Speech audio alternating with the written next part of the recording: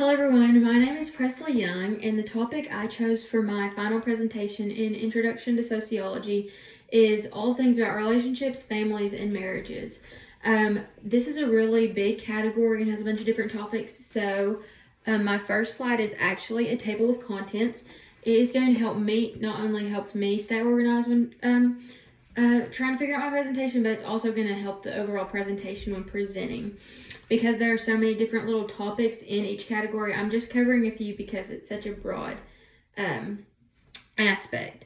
So my first slide is just a little, my first real slide, I guess, is just a little graphic of the different relationship, family, and marriage stages, because in order to have a family and a marriage, you have to start with a relationship. And I'll get onto that later, but it just shows like when the couple first met, them getting engaged, married, living a little bit of their life, starting their own family, growing old together, getting grandchildren, all of the things, all the different stages of life. So my first slide is, what is a relationship? While many think they know what a relationship is, there is an exact definition for it. A relationship is defined as a connection or bond between people, a group of people, or even things. There are all different kinds of different relationships we see throughout everyday life, and I'm going to get into more of those specific relationships later in our presentation. Next, what is a family? Is my next slide, and everyone's family looks different. There's not like an exact definition for a family, because every family is different no matter what. How a family is defined as a social recognition of groups of individuals who may be joined by blood, marriage, or adoption, and who form an emotional connection in an economic unit of society. And that definition is from our textbook, Introduction to Sociology, in chapter 14, which is all about relationships, families, and marriages. And my next slide is, what is a marriage? And while everyone has a different outlook on marriage and the benefits to it, marriage plays an important role in our society. Marriage is defined as a legal recognized contraction between two or more people in a sexual relationship who have an expectation of permanence about their relationship. This definition is also from that same chapter of our textbook. But marriage is a little controversial now. Not necessarily controversial, but it's not seen as much in the everyday life as we see. It's not as common. And so my next slide is relating all three together. And so there's three different little ways I highlighted them, and I highlighted them as more of like building blocks. So like 1 is a building block, 2 is a stack, and then 3 is society. So first off, both a family and marriage have to start with a type of relationship. Without the initial relationship, there would be no chance for marriage or a family, because the relationship is seen as the base of the stack. The stack, you must start with an intimate relationship between two people in order to create a marriage. Then marriages are what create a family, which play into society. Both marriage and family create status roles that are sanctioned by society, and that is a direct quote also from chapter 14 in our textbook. My next slide actually highlights a few different types of relationships, because there are so many. These are just the three main categories of topics of relationships. So the first is a personal relationship, which consists of family, romantic relationships, friendships, and platonic relationships, which a platonic relationship is whenever it doesn't involve intimacy. The second relationship I highlighted are social relationships, which consist of acquaintances, community, mentorships, and neighbors.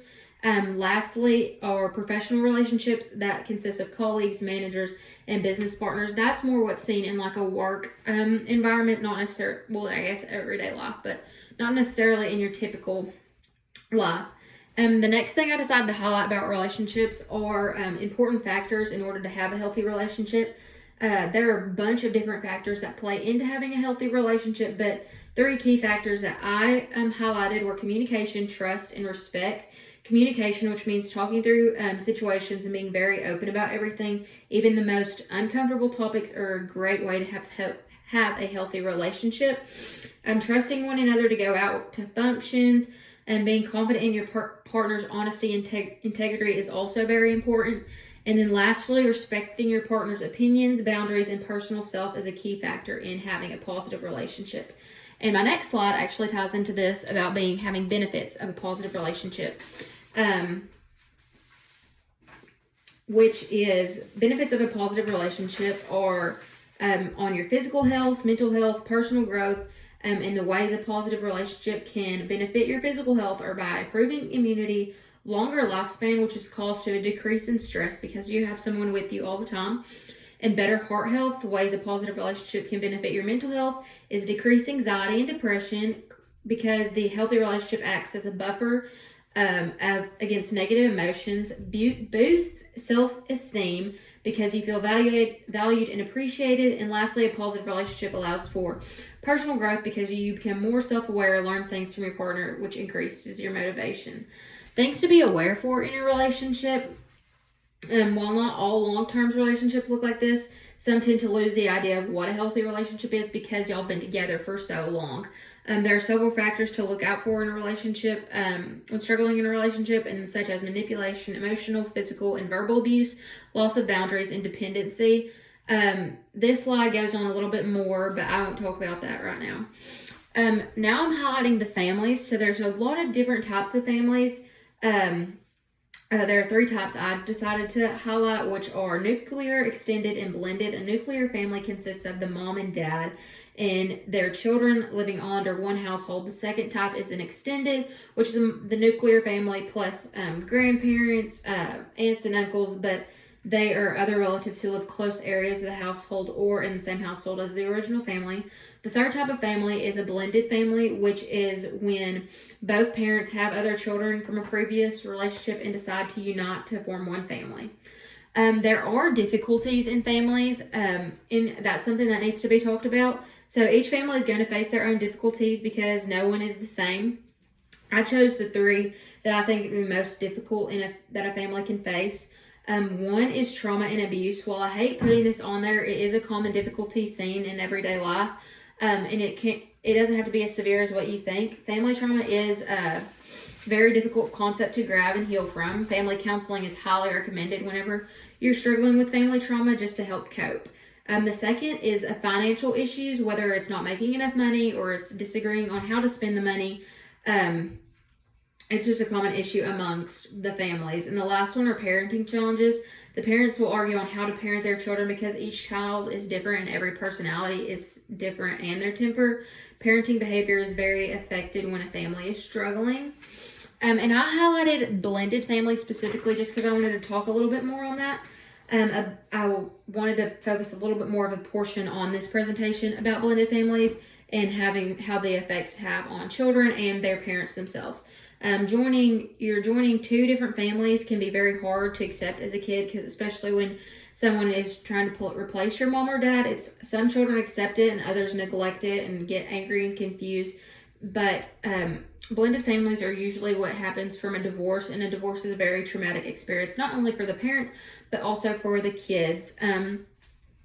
Now I want to highlight marriage. I should have put marriage before family, but it's okay. But marriage is my third and final topic. Marriage is seen in many different ways depending on where you are and even your culture. Marriage is the nucleus of a family, because without the mom and dad of the family, without the mom and dad's initial relationship, there would be no family. Marriage is honestly marriage and relationships are what cause this constant pattern of relationships, marriage, and family to repeat over and over again. As I said in the beginning, there is a decline in marriages, and that's because many people believe that marriage is something easy to go through when actually it's not the case. Once you're married, your whole life is changing, obviously for good, but there are some difficulties in trying to adjust because you are taking care of a whole entire other person. It comes with so much change and different challenges. Common difficulties seen in marriage are growing apart, loss of intimacy, and trust issues. Growing apart, you honestly may face you may be going in different directions, having different values. Finding a common hobby is a way to cope with that. Loss of intimacy, that can be sexual disconnection, emotional distance, and life just becomes way too much of a routine instead of keeping things interesting. Communicating as soon as you feel those issues coming on is a great way to help decrease this. And then trust issues, jealousy, suspicion, and betrayal are all very common in whenever you're having a toxic or unhealthy marriage. Being honest and communicating with your partner is a great way to help cope. And then I put a few ways to cope with these difficulties. When reading how long-term couples cope with chronic stressors and adverse life courses events in marriage, is a study. It stated the most effective ways to cope with difficulties in marriage is effective communication, drawing closer, preserving together, and prioritizing relationships. So this concludes my presentation. After looking into each different factor and seeing how they play into one another, my eyes were open to the important roles of each relationship played in society. Relationships, families, marriages are all highly intertwined elements that shape who we are as individuals and how we navigate the world. Without one another, the other topic would not be possible. While doing this presentation, I really have been shown the importance to each subject and what role they play in each part of life. Thank you for listening and watching my presentation about relationships, families, and marriages. I hope I taught you something new or learned something fun. And then finally, these are just my references, my works cited, and then my picture references are all right there. So I hope you enjoyed. Thank you.